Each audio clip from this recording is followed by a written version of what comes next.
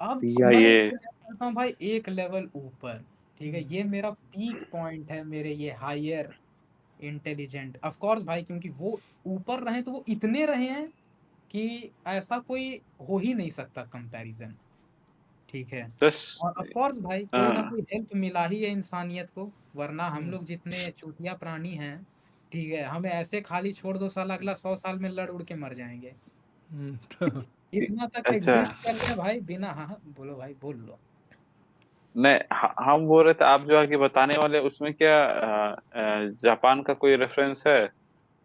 Japan का हम क्यों लेंगे भाई? नहीं, जापान में कोई जगह का नाम आप लेते हैं क्या अभी जो बताएंगे उस पे? ना।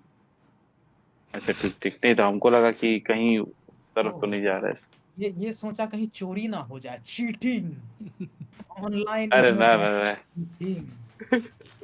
इसके बाद बिट्टू भाई ऐसा आपको नहीं। मौका मिलेगा अपने थ्योरी का। हम्म। अरे, ठीक है, कमर सबसे बांध के पहले रखो तो बिट्टू भाई। शुरू करते हैं भाई तैयार हमारे रखिए अपना थ्योरी। हायर हायर बीइंग्स के बारे में, ठीक है। सबसे हम लोग, और ऑफ कोर्स भाई यहाँ से अब जो मैं बताने वाला हूँ वो प्योरली आप लोग हिस्टोरिकल बेसिस पे लीजिएगा, ठीक है, प्योरली हिस्टोरिकल, क्योंकि ऑफ कोर्स भाई इन सारे चीजों में जिन जगहों का मेंशन है, मैं ऑफ कोर्स जगह बोल रहा हूँ, ठीक है, और जिस सेंस में लिखा गया है उसको, ना कि एक्चुअल जो पैराबल्स रहे हैं, जो कथाएं रही हैं, उस पे हम सारे लोकेशंस को मिलाएंगे। अब सबसे पहले शुरू करते हैं भाई, जो मैंने अपना कहानी सुनाया था, वो साइंटिस्ट और स्पेसशिप वाला, है ना। उसमें मैंने कहा था भाई कि जब वो लोग यहाँ पे आए, मतलब वो लोग उस प्लेनेट पे उतरेंगे, हमारे साइंटिस्ट, तो वो वहाँ के कुछ विमेन को भी चूज कर सकते हैं कि like we have to procreate together to make a higher being, क्योंकि तुम लोग का अभी जो करंट स्टेज है, इस लेवल पे इवोल्यूशन करते करते तुम लोग मर जाओगे सालों। तो चलो तुम्हें थोड़ा सा मैं पुश दे देता हूँ। पुश कैसे देंगे? एक नया वहां पे स्पीशीज क्रिएट करके, एक नया रेस क्रिएट करके। क्या ये चीज पॉसिबल है? पॉसिबल एक्चुअली है। अगर आप, ऑफ कोर्स वो साउंड करता है सिमिलर, ठीक है, अब जैसे कि दिव्यांशु तब से 10 बार कह ही चुका है कि these all are conspiracy theories, और ऑफ कोर्स ये हम अपना बनाए हुए नहीं बता रहे। और एक भाई वो बुक का नाम बता ही देता हूँ, है कि नहीं, सबसे बेस्ट वही रहेगा ठीक कि है। ऑफ कोर्स हाँ जिसकी भी मारनी हो भाई वहां पे जाके लिख देना।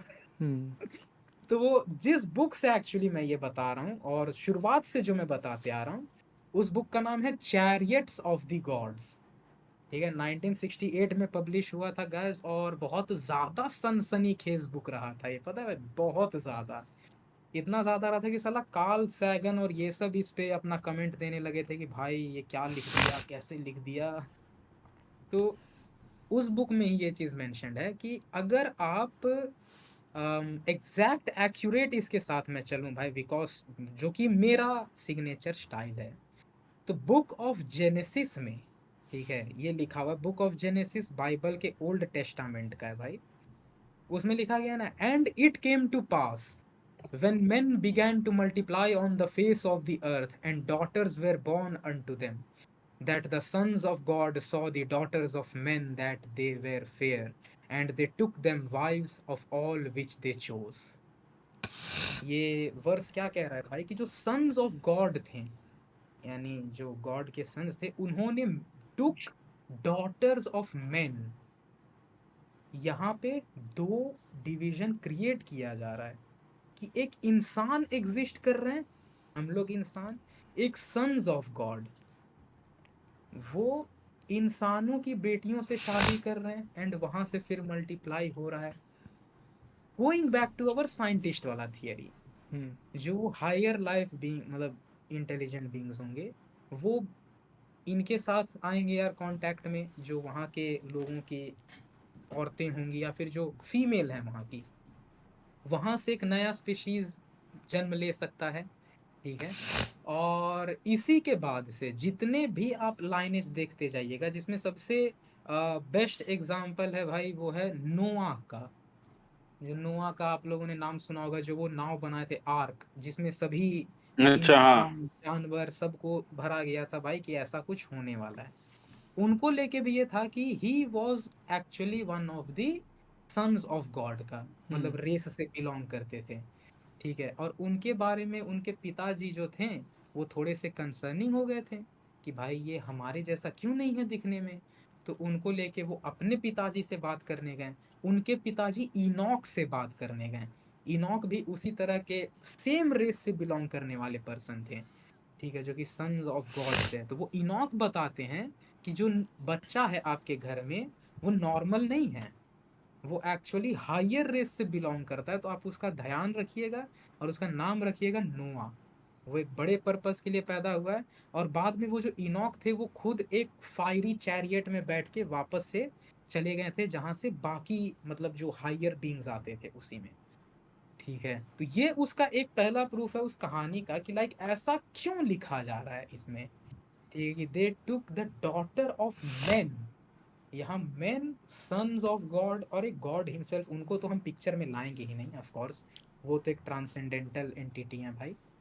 तो दो रेस यहाँ क्रिएट होता दिख रहा है अगर हम इसको हिस्टोरिकल पर्सपेक्टिव से लें, क्योंकि कहीं ना कहीं ओल्ड टेस्टामेंट भी अराउंड 1500 बीसी में लिखा गया था। आपको 1500 से 1300 बीसी के टाइम पे, जो अगर मान लेते हैं कि डेटा मतलब इवेंट्स उससे भी पुराने हैं, तब तो फिर भाई कुछ कहा ही नहीं जा सकता कि ये कहानी की तरह चलता जा रहा हो। उसको बस रिटर्न डाउन किया गया होगा 1500 बीसी में, ठीक है। लेकिन सबसे कह सकते हो भाई कि टॉप लेवल का ये आता है। और ऑफ कोर्स ये हो सकता है कि ग्रामेटिकल सुपीरियॉरिटी दिया जाता हो, ठीक है। अगर आप बुक ऑफ जेनेसिस में ही देखिएगा तो उसमें एक लाइन आता है भाई, and God said let us make man in our image after our likeness. यानी भगवान ये कह रहे हैं कि हम इंसान को बनाते हैं अपने इमेज में अपने तरह।